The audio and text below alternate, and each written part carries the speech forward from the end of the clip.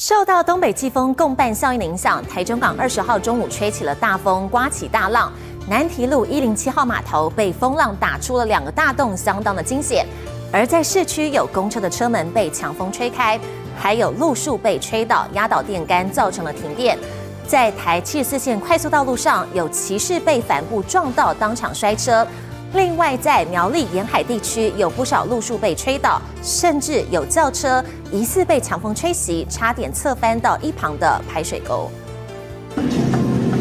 一阵大浪打上来，台中港堤防被冲垮，出现大破口。18号举办了大量海水涌进，相当惊险，就怕发生危险。港务局人员立刻到场戒备，封锁周边道路。一早，大型机具也进驻，调来消波块填补2处缺口。台中海线地区抵挡不了大浪，市区也刮起大风。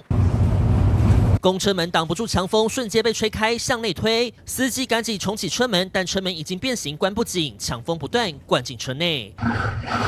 惊险瞬间也发生在台74线上，一块帆布掉落在机车道，突然一阵大风吹来，